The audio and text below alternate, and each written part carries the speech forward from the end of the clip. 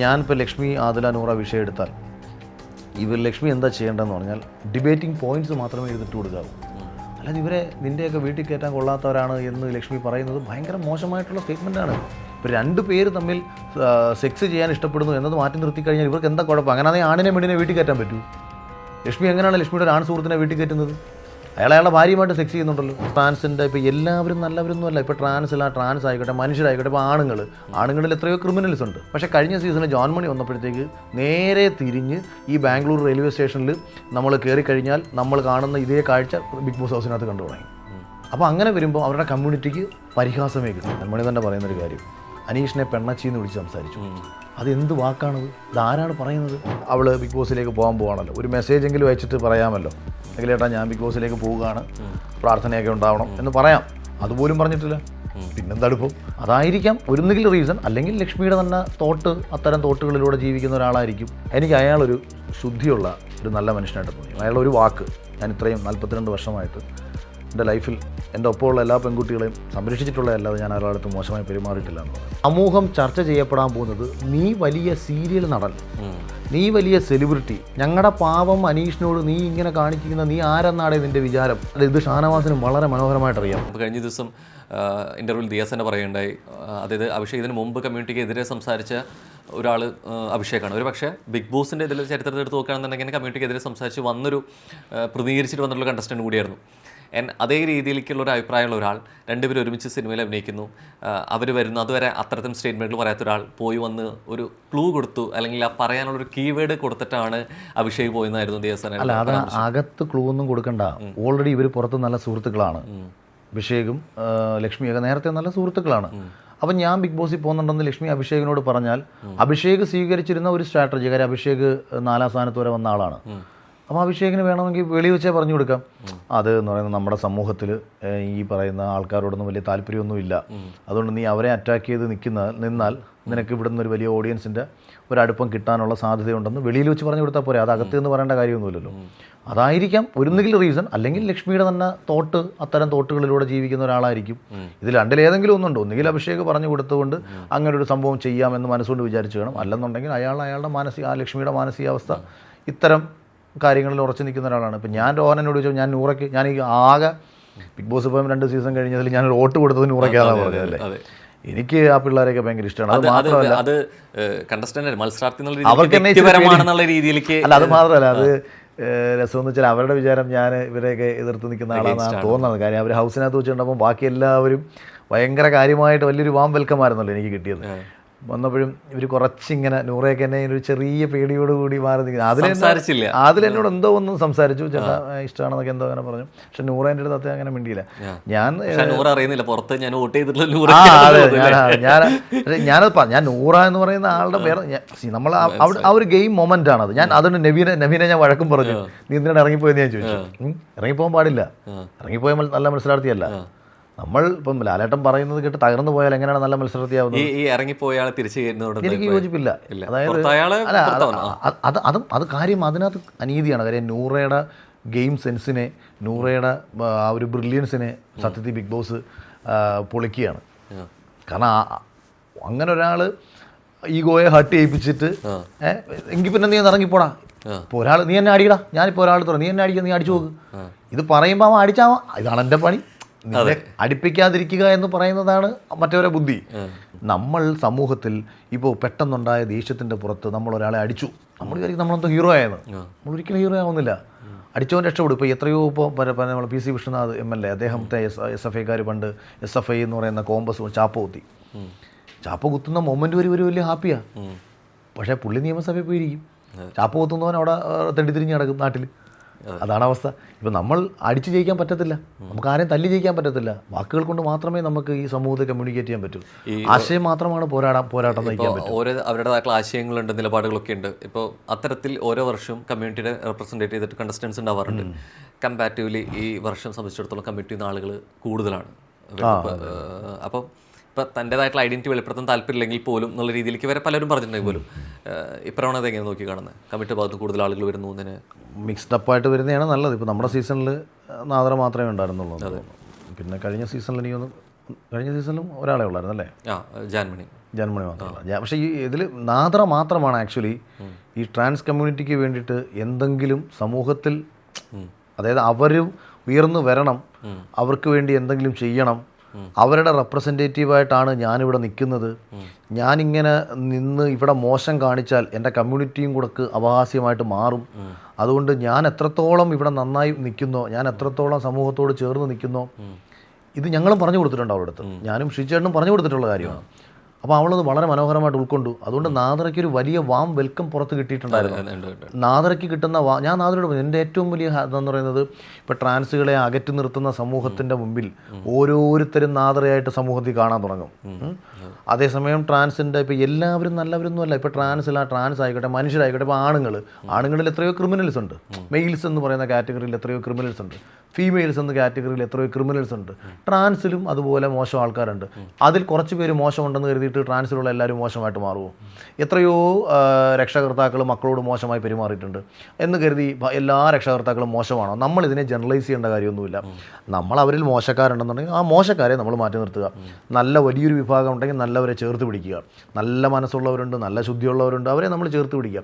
പക്ഷേ കഴിഞ്ഞ സീസണിൽ ജോൺമണി വന്നപ്പോഴത്തേക്ക് നേരെ തിരിഞ്ഞ് ഈ ബാംഗ്ലൂർ റെയിൽവേ സ്റ്റേഷനിൽ നമ്മൾ കയറി കഴിഞ്ഞാൽ നമ്മൾ കാണുന്ന ഇതേ കാഴ്ച ബിഗ് ബോസ് ഹൗസിനകത്ത് കണ്ടു തുടങ്ങി. അപ്പോൾ അങ്ങനെ വരുമ്പോൾ അവരുടെ കമ്മ്യൂണിറ്റിക്ക് പരിഹാസമേ കിട്ടൂ. ഞാൻ ജാൻമണി എന്ന് പറയുന്ന ആളെ വ്യക്തിപരമായിട്ട് പരിഹസിച്ച് പറഞ്ഞതല്ല. പല ആക്ടിവിറ്റികളും പല കോണ്ടന്റുകളും നമ്മൾ കാണുമ്പോൾ പെട്ടെന്നത് കാണുന്ന ഒരാൾക്ക് തോന്നുന്നത് ഇത് തന്നെ അല്ലേ നമ്മൾ ഈ പറയുന്ന രാത്രി 11 മണിക്ക് ശേഷം ചിലപ്പം ബസ് സ്റ്റാൻഡിൽ ഒരാൾ കാണിക്കുന്നത്, അല്ലെങ്കിൽ ഒരു ഭാഷയും പെരുമാറ്റവും മൊത്തത്തിൽ ഞാൻ പറയുന്നത് ഭാഷ പെരുമാറ്റം ഈ ആക്ടിവിറ്റി. അപ്പോൾ ജോൺമണി ഇത് തിരുത്തി. ജാൻമണി ഭയങ്കര ഉള്ളിൽ നന്മയുള്ള ഒരാളാണ്. മേ ബി എനിക്കും മനസ്സിലാക്കുന്നിടത്തോളം ഭയങ്കര സ്നേഹം, ഭയങ്കര ഫ്രണ്ട്ലിയാണ്, ഭയങ്കര സ്നേഹമാണ്, കാര്യങ്ങളാണ്. പക്ഷേ ചില സമയത്ത് നിയന്ത്രണം വിട്ടു പോകുമ്പോൾ ഈ ഷൗട്ടും ബഹളവും എല്ലാം കൂടെ ഒക്കെ വരുമ്പം കാണിക്കുന്ന ആക്ടിവിറ്റി ഒരു പരിധി കിടക്കും. ഇപ്പം ഞാൻ തന്നെ റീസെൻ്റ് ഒരു ഇൻ്റർവ്യൂവിൽ കേട്ടു, ജാൻമണി തന്നെ പറയുന്നൊരു കാര്യം, അനീഷിനെ പെണ്ണച്ചി എന്ന് വിളിച്ച് സംസാരിച്ചു. അത് എന്ത് വാക്കാണത്? ഇതാരാണ് പറയുന്നത്? അതുപോലെ ഹൗസിനുള്ളിൽ ഈ ട്രാൻസ് കമ്മ്യൂണിറ്റിയെ സമൂഹം അടുപ്പിക്കാതെ മാറ്റി നിർത്തിക്കൊണ്ടിരിക്കുന്ന ഒരു കാലഘട്ടത്തിൽ, അടുപ്പിക്കണോ വേണ്ടയോ എന്നുള്ള ചർച്ചകൾ കൊണ്ടുവരേണ്ട ഒരു കാലഘട്ടത്തിൽ ജാൻമണി അകത്തിരുന്നുകൊണ്ട് പറയുകയാണ്, ഞാൻ ബിസിനസ് ക്ലാസ്സാണ്, നീ മൂന്നാം കിടയാണ് എന്ന് പറഞ്ഞ് മറ്റൊരാളെ പരിഹസിക്കുകയാണ്. അപ്പോൾ അത് അങ്ങനെ വരുമ്പോഴത്തേക്ക് ഇതേ ഡയലോഗ് വെളിയിൽ എടുത്താൻ സാധാരണ ട്രാൻസിൻ്റെ മുഖത്തൊക്കെ അടിക്കത്തില്ലേ? കമ്മ്യൂണിറ്റിനെ റെപ്രസെൻറ്റേറ്റ് ചെയ്തിട്ട് അങ്ങനെ ഒരു സാധനം പറഞ്ഞു കഴിഞ്ഞാൽ പോലും എനിക്ക് കുറച്ചുകൂടി ഡീറ്റെയിൽഡ് ആയിട്ട് LGBTQനെ കുറിച്ചിട്ട് എക്സ്പ്ലെയിൻ ചെയ്ത് എനിക്ക് റിയാസ് സലീം വന്നു സീസണിൽ വന്നിട്ട് 4 വന്നിട്ട് ഭയങ്കര. റിയാസിൻ്റെ പ്രശ്നം എന്താണെന്ന് വെച്ചാൽ താനാണ് ഇതിനകത്ത് എല്ലാത്തിൻ്റെയും ഒരു അൾട്ടിമേറ്റ് എന്ന് പറയുന്ന ഒരു പുച്ഛം മറ്റുള്ളവരോടുണ്ട്. പക്ഷേ ഇത് നാദറയ്ക്കില്ല. ഇതാണ് നാദറയുടെ ക്വാളിറ്റി. റിയാസിന് അവൻ്റെ മേഖലയുമായി ബന്ധപ്പെട്ട നല്ല അറിവുണ്ട്, ആ മേഖലയ്ക്ക് വേണ്ടി സംസാരിക്കാനുള്ള നല്ല നോളജ് ഉണ്ട്, നല്ല കമ്മ്യൂണിക്കേഷൻ സ്കില്ലുണ്ട്. പക്ഷേ ബാക്കിയുള്ളവരെല്ലാം അടച്ചാക്ഷേപിക്കുകയും ബാക്കിയുള്ള ഒന്നിനെയും സ്വീകരിക്കാൻ താല്പര്യമില്ലാതിരിക്കുകയും അവിടെ നമ്മൾ എങ്ങനെ മുന്നോട്ട് വരണമെന്ന ചർച്ചകൾ വയ്ക്കുന്നതിന് പകരം മറ്റുള്ളവരെ ആക്ഷേപിച്ചും മറ്റുള്ളവരെ പരിഹസിച്ചും ഡിമാൻഡ് ചെയ്തും കയറി വരാൻ ശ്രമിക്കുന്നിടത്താണ് പരാജയം. ഇപ്പം ഞാനിപ്പോൾ ലക്ഷ്മി ആദില നൂറ വിഷയം എടുത്താൽ ലക്ഷ്മി എന്താ ചെയ്യേണ്ടതെന്ന് പറഞ്ഞാൽ ഡിബേറ്റിംഗ് പോയിന്റ്സ് മാത്രമേ എഴുതിട്ട് കൊടുക്കാവൂ. അല്ലാതെ ഇവരെ നിൻ്റെയൊക്കെ വീട്ടിൽ കയറ്റാൻ കൊള്ളാത്തവരാണ് എന്ന് ലക്ഷ്മി പറയുന്നത് ഭയങ്കര മോശമായിട്ടുള്ള സ്റ്റേറ്റ്മെൻറ്റാണ്. ഇപ്പോൾ 2 പേര് തമ്മിൽ സെക്സ് ചെയ്യാൻ ഇഷ്ടപ്പെടുന്നു എന്നത് മാറ്റി നിർത്തി കഴിഞ്ഞാൽ ഇവർക്ക് എന്താ കുഴപ്പം? അങ്ങനെയാണെങ്കിൽ ആണിനെ പെണ്ണിനെ വീട്ടിൽ കയറ്റാൻ പറ്റൂ? ലക്ഷ്മി എങ്ങനെയാണ് ലക്ഷ്മിയുടെ ഒരു ആൺ സുഹൃത്തിനെ വീട്ടിൽ കയറ്റുന്നത്? അയാളുടെ ഭാര്യയുമായിട്ട് സെക്സ് ചെയ്യുന്നുണ്ടല്ലോ. ഹെട്രോസെക്ഷൽ ആയിട്ടുള്ള ആൾക്കാരില്ലേ, അവരല്ലേ സമൂഹ കൂട്ടത്തിൽ ഏറ്റവും കൂടുതൽ. അപ്പോൾ അവരെ നമുക്ക് എങ്ങനെ വീട്ടിൽ കയറ്റാൻ പറ്റും? 2 ലെസ്ബിയൻസ്. അവർ ഇപ്പം പത്മരാജൻ സാറിൻ്റെ പഴയ ഇടക്കിളികൾ കരയുന്ന പടത്തിൻ്റെ പേര് ഞാൻ മറന്നുപോയി, പടം ദേശാടനക്കിളികൾ കരയാറില്ലല്ലേ, അതല്ലേ ആ പടം? ഈ ലെസ്ബിയൻസ് ആയിട്ട് വരുന്ന എത്ര കാലഘട്ടത്തിന് മുന്നേ പറഞ്ഞ പടമാണ്, എത്ര കാലഘട്ടത്തിന് മുന്നേ 2 പെൺകുട്ടികൾ നാട് വിട്ടു പോകുന്നത്. അപ്പോൾ ഇത് പുതിയതാണ്, ഇത് ബിഗ് ബോസിലാണോ ആദ്യമായിട്ട് ഇത് കാണാൻ പോകുന്നത്? അല്ലെങ്കിൽ ആ പത്മരാജനെ പോലെ മലയാളത്തിലെ ഏറ്റവും ബ്രില്യൻ്റ് ആയിട്ടുള്ള ഒരു സംവിധായകൻ ഇവിടെ വരച്ച് ചേർക്കപ്പെടുത്തേക്കുന്ന ചിത്രം കണ്ട് പിന്നീട് വന്ന സമൂഹം മുഴുവൻ അനുകരിച്ച് വീട്ടിലുള്ള പെൺകുട്ടികളെല്ലാം അങ്ങ് ലെസ്ബിയനായി മാറിയോ? ഇപ്പം ഞാനും റോഹനും കൂടെ ഒരു റൂമിൽ കിടന്ന് ഉറങ്ങിക്കഴിഞ്ഞാൽ നമ്മൾ തമ്മിൽ അങ്ങ് സെക്സ് ചെയ്യുമോ നമുക്ക് തോന്നാതെ?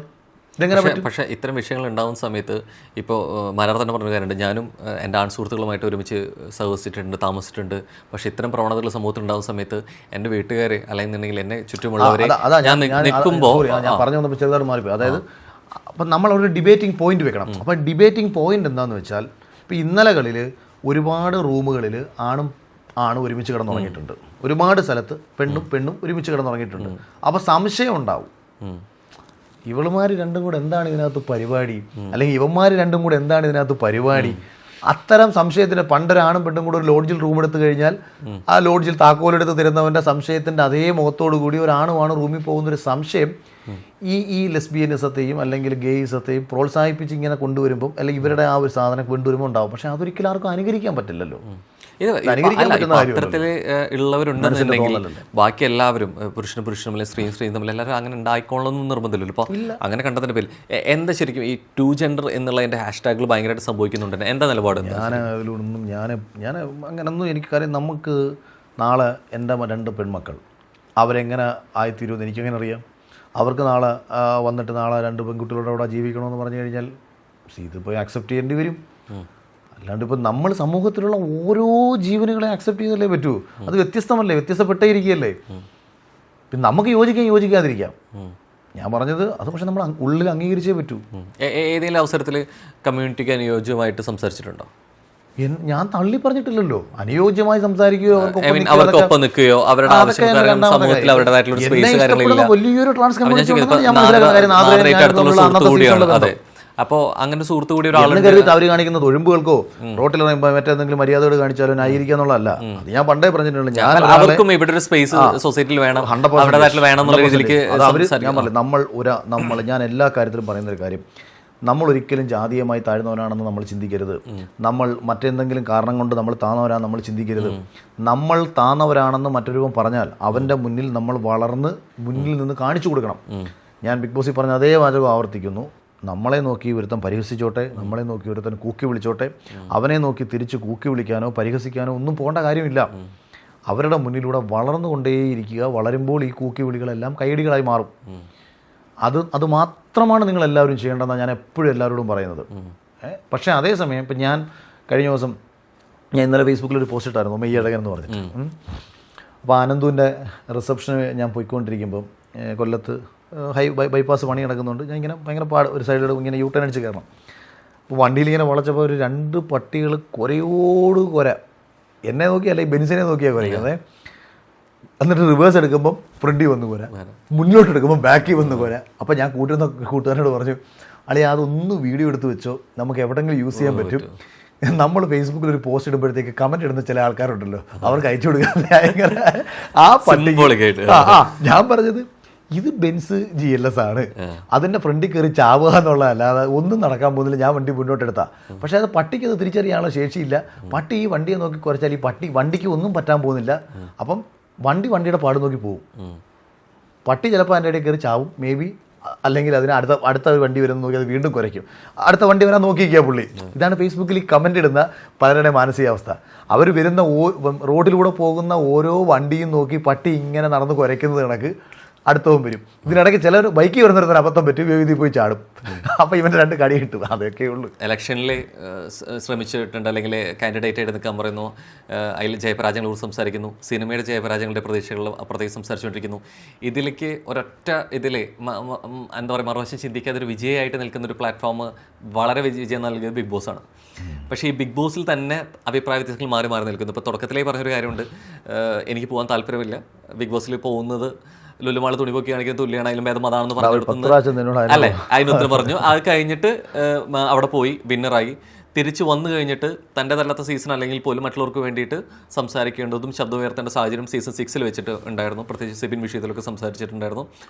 അതിനെതിരെ അണിയറ പ്രവർത്തകർക്കെതിരെ സംസാരിക്കുന്നത് 1-2 വ്യക്തികൾക്കെതിരാണെങ്കിൽ പോലും ആ ഷോയ്ക്ക് ആയിട്ട് ബന്ധപ്പെട്ടും കൂടിയായിരുന്നു സംസാരം ഉണ്ടായിരുന്നത്. വീണ്ടും അവിടെ ഒട്ടും പ്രതീക്ഷിക്കുന്നില്ലാത്തൊരു സമയത്താണ് തൻ്റെ ആദ്യ ചിത്രത്തിൻ്റെ പ്രൊമോഷനായിട്ട് വീണ്ടും അങ്ങോട്ട് വരുന്നത്. ഈ 2ാം വരവിൽ ഉദ്ദേശം എവിടേക്കാണ് ഈ സ്റ്റേറ്റ്മെൻറ്റുകളിൽ മാറ്റം വരുന്നത്? പ്രധാനമായിട്ടും ഞാനിത് പ്രേക്ഷകരോട് കൂടെ പറയുകയാണ്, നിങ്ങൾക്ക് അറിയില്ലെങ്കിൽ നിങ്ങൾ അറിഞ്ഞ രീതിയിൽ സംസാരിക്കുക. നിലപാട്, സ്റ്റാൻഡ് എന്നത് എന്താണെന്നും ഒപ്പീനിയൻ, പ്രത്യേകിച്ച് കണ്ടീഷണൽ സാറ്റിസ്ഫൈ ചെയ്യുന്ന ഒപ്പീനിയൻ എന്താണെന്നും മനസ്സിലാക്കണം. ഇപ്പം സ്റ്റാൻഡ് എന്ന് പറഞ്ഞാൽ, ഇപ്പം ഞാനത് മുമ്പ് എവിടെയോ പറഞ്ഞിട്ടുണ്ട്, ഇപ്പം ഇസ്രയേലും പാലസ്തീനും തമ്മിൽ യുദ്ധം നടക്കുകയാണ്. ഇസ്രയേലും പാലസ്തീനും തമ്മിൽ യുദ്ധം നടക്കുമ്പം ആ യുദ്ധത്തിൽ ഏത് കണ്ടീഷൻ മാറിയാലും ഞാൻ പാലസ്തീനൊപ്പമാണ്, ഇതാണ് എൻ്റെ സ്റ്റാൻഡ് എന്ന് വെച്ചോളൂ. ഇതാണ് എൻ്റെ സ്റ്റാൻഡെങ്കിൽ ഇനി എന്തൊക്കെ പ്രശ്നങ്ങൾ സംഭവിച്ചാലും അത് മാറത്തില്ല. കാര്യം ഞാൻ പാലസ്തീൻ ജനതയ്ക്കൊപ്പമാണ്. ഇനി പാലസ്തീൻ ജനതയുടെ ഭാഗത്ത് തെറ്റുണ്ടെങ്കിലും ഞാൻ പാലസ്തീനി ജനതയ്ക്കൊപ്പമാണ് എന്ന സ്റ്റാൻഡ് ഞാൻ എടുത്താൽ അതിന് മാറ്റം ഉണ്ടാവത്തില്ല. അതേസമയം രോഹൻ രാവിലെ എൻ്റെ അടുത്ത് വന്നിട്ട് ക്ഷേത്രത്തിൽ പോകുന്നു അഖിലേട്ടാന്ന് ചോദിക്കുന്നു. ഞാൻ പറഞ്ഞില്ലടാ, ഞാൻ അമ്പലത്തിൽ വരുന്നില്ല. അപ്പോൾ നീ കേട്ടു, നീ തിരിച്ചു പോയി. ഞാൻ കുളിച്ചിട്ടില്ല, അല്ലെങ്കിൽ ഞാൻ മാംസം കഴിച്ചിട്ടിരിക്കുകയാണ്, അതുകൊണ്ട് ഞാൻ അമ്പലത്തിൽ പോകുന്നില്ല എന്നാണ് ഞാൻ രോഹനോട് പറഞ്ഞത്. രോഹൻ പുറത്തു നിന്ന് ഒരാൾ പറഞ്ഞു, അഖിൽ വന്നില്ലേ? പുള്ളി അമ്പലത്തിൽ വരുന്നില്ലെന്ന് പറഞ്ഞു. 2 ദിവസം കഴിഞ്ഞപ്പോൾ ഞാൻ അമ്പലത്തിൽ പോയിക്കുക. നിങ്ങൾ ഇന്നെന്തിനാ അമ്പലത്തിൽ പോയത്? ഞാൻ കുളിച്ചു, ഇന്ന് അമ്പലത്തിൽ പോകാത്ത കരുതി ഞാൻ അതിന് റെഡിയായി ഞാൻ മാറി. അപ്പം ഇന്നലെ ഞാനത് പറയാനുണ്ടായ കാരണം ഇന്നൊരു കണ്ടീഷൻ അവിടെ കിടക്കുകയാണ്. അപ്പോൾ കണ്ടീഷൻ സാറ്റിസ്ഫൈ ചെയ്യുന്ന ചില കാര്യങ്ങൾ നമ്മൾ പറയും. ആ കണ്ടീഷൻ മാറിയാൽ നമ്മളവിടെ തൃപ്തനാവും. ഇപ്പോൾ വിരാട് കോഹ്ലി ഒരു മത്സരത്തിൽ കളിച്ച് ഇന്ത്യൻ ടീമിനെ പരാജയപ്പെടുത്തി, അല്ലെങ്കിൽ നന്നായി പെർഫോം ചെയ്യാത്തതിൻ്റെ പേര് പരാജയപ്പെടുത്തി ഞാൻ വിരാട് കോഹ്ലി കുറ്റം പറഞ്ഞു. കുറ്റം പറഞ്ഞത് എന്തിനാ? കുറ്റം പറയുന്നത് അന്നത്തെ ദിവസത്തെ പുള്ളിയുടെ മത്സരം മോശമായത് കൊണ്ടാണ് ഞാൻ ആ കുറ്റം പറഞ്ഞേക്കുന്നത്. അപ്പോൾ അവിടുത്തെ എൻ്റെ കണ്ടീഷൻ എൻ്റെ കാഴ്ച എന്താ? അന്നത്തെ പുള്ളിയുടെ പ്രകടനം മോശം. 50 ബാളിൽ നിന്ന് പുള്ളി 45 റണ്ണേ അടിച്ചുള്ളൂ. തൊട്ടടുത്ത കളിയിൽ പുള്ളി 50 ബാളിൽ നിന്ന് 90 അടിച്ച് നമ്മളെ ജയിപ്പിച്ചു. ഞാൻ അയാളെ പുകഴ്ത്തി പറയും. അപ്പോൾ ഒരാൾ എൻ്റെ അടുത്ത് വന്നിട്ട് പറഞ്ഞിട്ട് കാര്യമുണ്ടോ? നീ കഴിഞ്ഞ ദിവസം വിരാട് കോഹ്ലിയെ കുറ്റം പറഞ്ഞിട്ട് ഇന്ന് പുകഴ്ത്തി പറഞ്ഞെന്ന്. അതാ നമ്മൾ സ്റ്റാൻഡ് വ്യത്യാസം ഉണ്ടാവും. പൊളിറ്റിക്കലി നമ്മൾ എടുക്കുന്ന ഒരു സ്റ്റാൻഡ് വ്യത്യാസമുണ്ട്. ഇപ്പം നേരത്തെ പറഞ്ഞ പോലെ ഈ അമ്പലത്തിൽ പോകുന്ന ഉദാഹരണം പറഞ്ഞുകൊണ്ട് തന്നെ, ഈ അമ്പലത്തിൽ പോകാൻ വിളിച്ചൊരാൾ പോവാൻ താല്പര്യമില്ലാത്ത എൻ്റെതായിട്ടുള്ള കണ്ടീഷൻ ഉണ്ട്. ഇപ്പം ഞാനൊന്നും അല്ലെങ്കിൽ മാംസം കഴിച്ചത് കൊണ്ടുണ്ടെങ്കിൽ ഞാൻ ഇന്ന് വരുന്നില്ലടാ, ഇന്നതാണ് കാരണം എന്നുള്ളത് അവർക്ക് ബോധ്യപ്പെടുത്തും. അല്ലെങ്കിൽ അമ്പലത്തിൽ പോകാനേ ഇഷ്ടമില്ലാത്ത ഒരാളാണെങ്കിൽ അതായിരിക്കും പറയാം.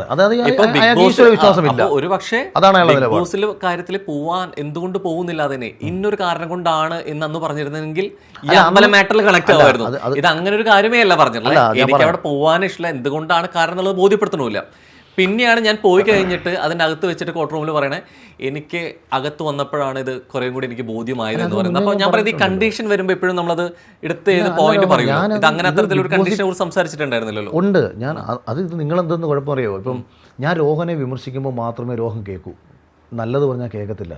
അങ്ങനെ വലിയ കുഴപ്പമുണ്ടോ നമ്മുടെ സമൂഹത്തിന്? ഇപ്പം ഞാൻ കമ്മ്യൂണിസ്റ്റ് പാർട്ടിയെ വിമർശിക്കുമ്പോൾ കമ്മ്യൂണിസ്റ്റ് ഗ്രൂപ്പിലേക്ക് ഇത് ഷെയർ ചെയ്ത് കൊടുക്കും. അപ്പോൾ അവരുടെ എല്ലാ വാട്സപ്പ് ഗ്രൂപ്പുകളിലും എൻ്റെ വിമർശനം ചെല്ലും. അവർ കൂട്ടത്തോടെ വന്ന് എന്നെ തെറി വിളിക്കും. ഞാൻ അതേസമയം BJP വിമർശിക്കുന്നത് കമ്മ്യൂണിസ്റ്റുകാർ അറിയത്തില്ല. അന്നേരം അവർ നാളെ വന്നിട്ട് പറയും, നീ എന്താ BJP വിമർശിക്കാത്തതെന്ന് ചോദിക്കും. അതേപോലെ, കാരണം അപ്പോൾ അന്നേരം തെറിയാ എവിടെ പോകുന്നത്? അന്നേരം BJPയുടെ ആൾക്കാരുടെ ലിങ്കിലേക്കാണ് ഇത് പോകുന്നത്. ഇതേപോലെ ഞാൻ ബിഗ് ബോസുമായി ബന്ധപ്പെട്ട ഒരു പരാമർശനം നടത്തിയപ്പം യഥാർത്ഥത്തിൽ ഇത് നമ്മൾ പല പ്രാവശ്യം പറഞ്ഞിട്ടുള്ളതാണ്. എന്നാൽ പോലും പറയുന്നത് ആ നിമിഷത്തെ റിവ്യൂവേഴ്സുമായിട്ടുള്ള ചർച്ച, ബിഗ് ബോസിലേക്ക് കയറാൻ വേണ്ടിയിട്ട് നിൽക്കുന്ന ആൾക്കാർ കാണിക്കുന്ന കോമാളിത്തരങ്ങൾ, പരിഹാസങ്ങൾ. അപ്പോൾ ഈ സമയത്ത് എന്നോട് ചോദിക്കുന്നൊരു ചോദ്യം, ആ ചോദ്യം ബിഗ് ബോസിലേക്ക് അഖിലേട്ടൻ പോകുമോ? അപ്പം ഞാൻ ചിന്തിക്കുന്നത്, ബിഗ് ബോസിൽ പോയാൽ ഈ പറഞ്ഞ പോപ്പുലാരിറ്റി കിട്ടും, ഇത് കിട്ടും, അതിന് വേണ്ടിയിട്ട് ഈ പോപ്പുലാരിറ്റി എന്ന് പറയുന്നൊരു സാധനത്തിന് വേണ്ടിയിട്ട് ഈ ബിഗ് ബോസിലേക്ക് തന്നെ എന്തിനാണ് പോകുന്നത് എന്ന അർത്ഥത്തിൽ സർക്കാസ്റ്റ് രൂപേണ നമ്മൾ പറയുന്നതാണ്. അത് കഴിഞ്ഞതിന് ശേഷം തന്നെ ഞാൻ ആ ബിഗ് ബോസിൽ പോകുന്നതിന് മുന്നേ, എന്തിന് ബിഗ് ബോസിൻ്റെ ഓഡിഷൻ അറ്റൻഡ് ചെയ്യുന്നതിന് മുന്നേ ഞാൻ പറയുന്നുണ്ട്, ഇത്രയും നാൾ ഞാൻ പോകണ്ട എന്ന് വിചാരിച്ചിരുന്നൊരു ഷോയാണ്, ഇനി ഞാൻ പോകും എന്ന് തന്നെ ഞാൻ പറയുന്നുണ്ട്. ഇനി അത് വഴി ഞാൻ നമ്മൾ അതിനെക്കുറിച്ച് ചർച്ച ചെയ്തിട്ട് കാര്യമില്ലെന്ന് വെച്ചാൽ, ബിഗ് ബോസ് ജനം കണ്ടു, പിന്നെ അവർക്ക് വേണമെങ്കിൽ ആദ്യത്തെ ആഴ്ച തന്നെ പുറത്താക്കാമായിരുന്നു. അവർ പുറത്താക്കിയില്ലെന്ന് മാത്രമല്ല, ബിഗ് ബോസിലെ ഞാൻ എൻ്റെ ഫേസ്ബുക്കിൽ ഇപ്പോഴും ഇത് കിടപ്പുണ്ടല്ലോ. ഞാൻ അന്ന് പറഞ്ഞത് ഫേസ്ബുക്കിലും യൂട്യൂബിലൊക്കെ കിടപ്പുണ്ട്.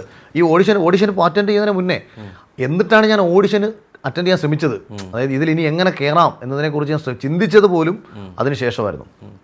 അത് കഴിഞ്ഞ് ഇപ്പോൾ കഴിഞ്ഞ വർഷവും ഷോ അല്ല എൻ്റെ പ്രശ്നം. എൻ്റെ ഷോ ഏറ്റവും നന്നായി വരണം. ബിഗ് ബോസ് ഏറ്റവും ക്വാളിറ്റിയോടുകൂടി വരുമ്പോൾ മാത്രമേ അഖിൽമാരാർക്ക് ക്വാളിറ്റി ഉള്ളൂ. അല്ലെങ്കിൽ ഇത് പ്രശ്നമായി, ഇപ്പോൾ പണിവാളി പോവും. ബിഗ് ബോസ് മോശമായി കഴിഞ്ഞാൽ ഞാനും മോശമായി മാറും. ഇപ്പം ബിഗ് ബോസ് എന്ന് പറയുമ്പം അവിടെ അഖിൽമാരാരുണ്ട്.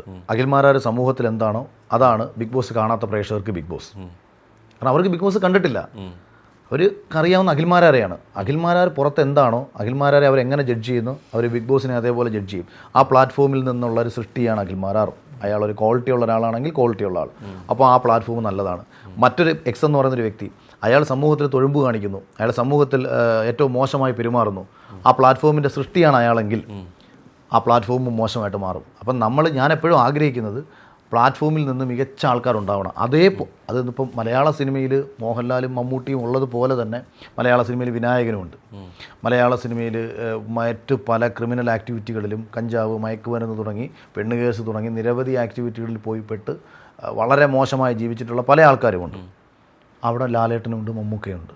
അപ്പം ഈക്വൽ ആവുന്നില്ല, പക്ഷേ എന്നാലും എല്ലാവരും നല്ലതാണെങ്കിൽ മലയാള സിനിമ നന്നായി നിൽക്കിയപ്പോൾ ഹേമ കമ്മിറ്റിയൊക്കെ വന്ന സമയത്ത് സിനിമാ ലോകം തന്നെ നമുക്കങ്ങ് പറയാം. അതായത് എൻ്റെ അടുത്ത് എത്രയോ പേര് ആ സമയത്ത് പറഞ്ഞു, സിനിമയിലേക്കൊക്കെ വർക്ക് ചെയ്യുന്നതേ നാണക്കേടാ, സിനിമയൊന്നും കുറിച്ച് ചിന്തിക്കാനേ ഇനി പാടില്ല.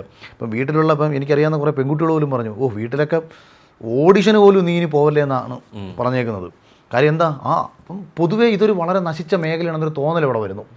പക്ഷേ എന്തിനായിരുന്നു ഹേമ കമ്മിറ്റി വന്നത്? മലയാള സിനിമയെ മോശമാക്കി കാണിക്കാൻ വേണ്ടിയിട്ടാണോ? മലയാള സിനിമയിൽ പ്രശ്നങ്ങളുണ്ടെന്നും ആ പ്രശ്നങ്ങൾ പരിഹരിച്ച് കൂടുതൽ ശുദ്ധി വരുത്തി ഇത് പോകണമെന്നുമുള്ള ഒരു സൂചനയാണ് ഈ അന്വേഷണവും ഈ നെഗറ്റിവിറ്റി. ഏറെക്കുറെ അങ്ങനെ വന്നില്ലേ?